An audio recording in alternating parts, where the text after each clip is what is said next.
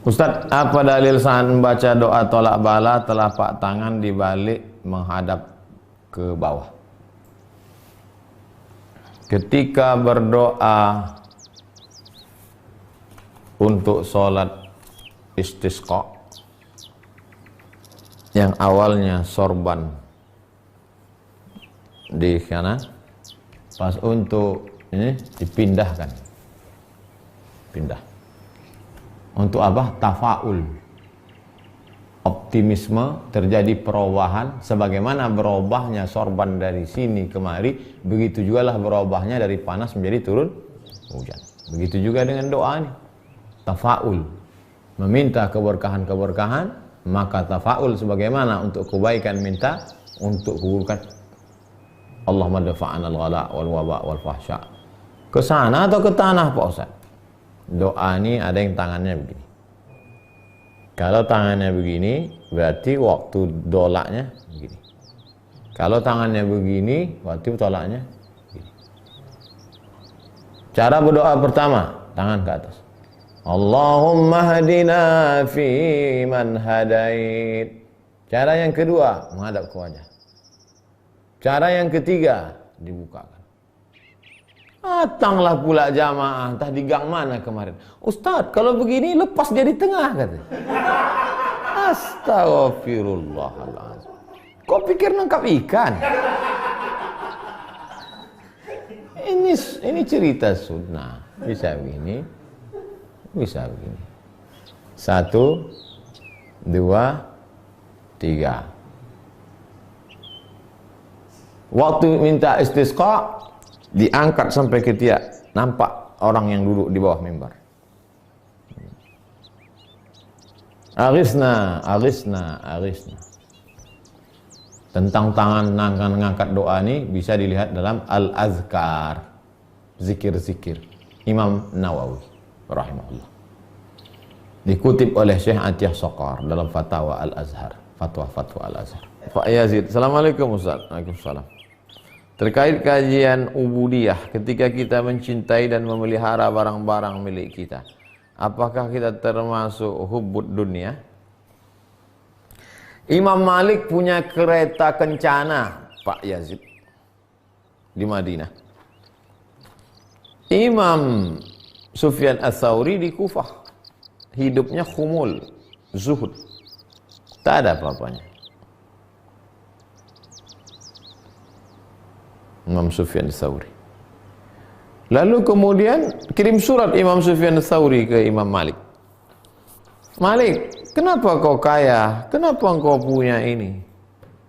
Kata Imam Malik, dia hanya di tanganku, tak sampai ke hatiku. Dan Imam Sufyan Ats-Tsauri tak ada menyalahkan Imam Malik. Imam Malik kaya, Imam Sufyan sederhana. Imam Sufyan Ats-Tsauri pergi ke Makkah karena tak ada duit. Itu kan dulu orang kalau pergi ke Makkah pakai kafilah ramai-ramai. Daftar di kafilah jadi tukang masak. Jadi tukang masak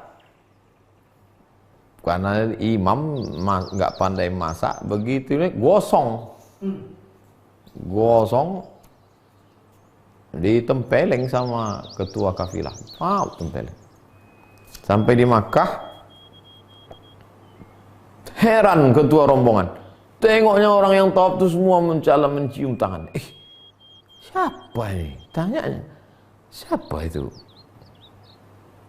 Itulah Imam Sufyan Ats-Tsauri, ahli hadis, ahli fikih.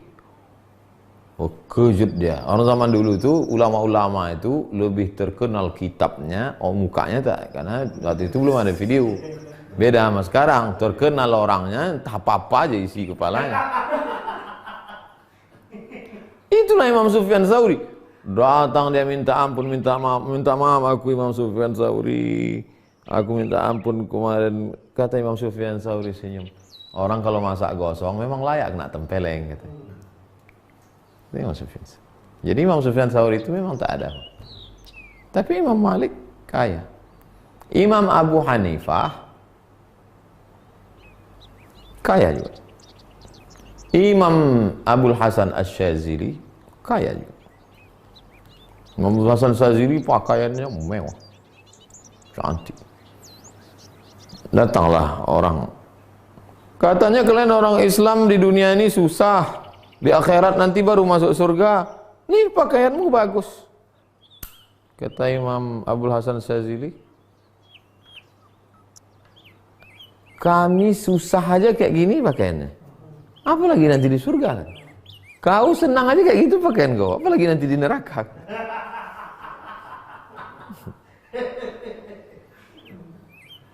Jadi Pak Yazid ingin punya, ya Rasul, mana hadisnya Pak Ustaz? Ya Rasulullah, la yadkhulul jannah, tak masuk surga man kana fi qalbihi mithqal habatin min khardalin min kibrin. Tak masuk surga siapa yang dalam hatinya ada sombong sebesar biji sawi. Sahabat mikir, bagaimana kalau sendal kami bagus ya Rasulullah? Apa kata Nabi? Innallaha jamilun yuhibbul jamal. Jadi kalau kita ubudiyah, bukan berarti kita nggak punya sendal.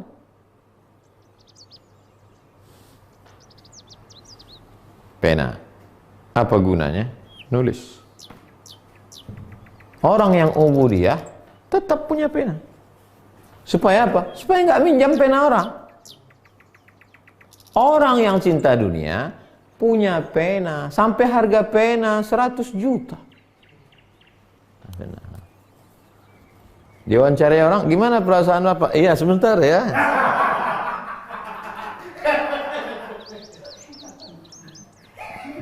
Jadi bukan berarti kita tak punya pena. Kita punya pena supaya tidak minjam pena orang.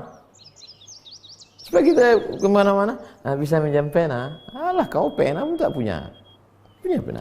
Tapi jangan berlebihan. Lebih dari kebutuhan. Pena, sama. Pena hotel pula rupanya.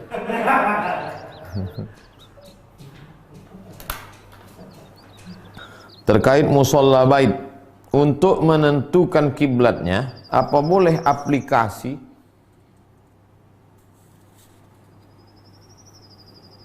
Masalah aplikasi ini Pak, kami sudah pengalaman beberapa kali kena aplikasi. Bertiga kami di kamar itu, tiga-tiga itu lain kiblatnya. Ini gara-gara aplikasi. Sampai pernah suatu ketika pengalaman, kami pecah dua. Yang sebelah pergi beli makanan, yang sebelah tinggal di ruangan, kami pun sholat. Rupanya yang beli makanan tadi balik, kiblat kami salah. Akhirnya dia teriak, ngadap ke TV katanya.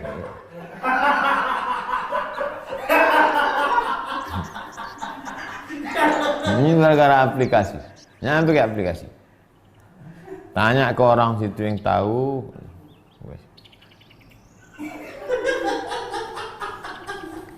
Bapak tinggal di dekat-dekat rumah tuh pastilah ada masjid, surau, musola. Bagaimana dengan wanita yang haid? Apakah boleh duduk-duduk di musola bait karena keterbasangan ruangan? Musola bait itu Pak, darurat. Jadi karena tingkat darurat ini kan karena wabah corona, karena perempuan yang sakit, laki-laki yang sakit, wabah yang menyebar, atau perempuan yang tak ada mahram tak bisa keluar, atau karena keadaan tidak aman, ini tingkatnya darurat. Maka dia di musola bait itu. Jadi musola bait itu ruang cuma ruang tamu. Lalu kemudian ada anak gadis yang haid, gimana kalau dia lewat? Ya tak apa-apa, ini darurat ya. Darurat. Jadi di musola bait itu tak apa-apa dia lewat. Ruangnya cuma satu.